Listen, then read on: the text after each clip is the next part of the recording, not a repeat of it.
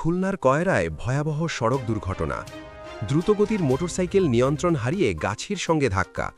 ঘটনাস্থলেই প্রাণ গেল এক তরুণের। আরেকজন এখন মৃত্যুর সঙ্গে লড়ছেন হাসপাতালে। কিন্তু প্রশ্ন হল, কেন এমন দুর্ঘটনা বারবার ঘটছে? আর সেই রাতের ভয়ঙ্কর মুহূর্তে ঠিক কী হয়েছিল? জানুন পুরো ঘটনা এই ভিডিওতে। শুক্রবার রাত 8:30টার দিকে খুলনার কয়রা উপজেলার ফুলতলা বাজার সংলগ্ন এলাকায় ঘটে হৃদয় বিদারক এই দুর্ঘটনা। স্থানীয়দের ভাষ্য অনুযায়ী দ্রুতগতিতে চলছিল মোটরসাইকেলটি।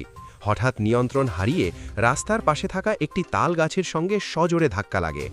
ধাক্কার শব্দ এতটাই ভয়াবহ ছিল যে আশেপাশের মানুষ দৌড়ে ঘটনাস্থলে ছুটে আসে। সেখানে গিয়ে দেখা যায় মোটরসাইকেলটি সম্পূর্ণ দুমড়ে মুচড়ে গেছে এবং দুই আরোহী অচেতন অবস্থায় রাস্তায় পড়ে আছেন। নিহত যুবকের নাম সাব্বির, বয়স মাত্র 24 বছর।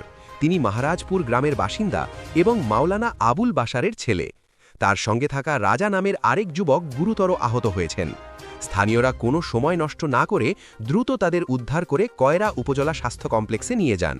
কিন্তু হাসপাতালের চিকিৎসকরা পরীক্ষা করে সাব্বিরকে মৃত ঘোষণা করেন। চিকিৎসক ডাক্তার সুজিত কুমার বৈদ্য জানান, হাসপাতালে আনার আগেই তার মৃত্যু হয়েছে বলে ধারণা করা হচ্ছে। অন্যদিকে আহত রাজাকে প্রাথমিক চিকিৎসা দিয়ে উন্নত চিকিৎসার জন্য দ্রুত খুলনায় পাঠানো হয়েছে। বর্তমানে তার অবস্থা আশঙ্কাজনক। এই ঘটনায় পুরো এলাকায় নেমে এসেছে শোকের ছায়া। পরিবারের সদস্যদের কান্না আর স্বজনদের আহাজারিতে ভারী হয়ে উঠেছে পরিবেশ। প্রতিদিনই দেশের কোথাও না কোথাও এমন দুর্ঘটনায় ঝরে যাচ্ছে তরতাজা প্রাণ।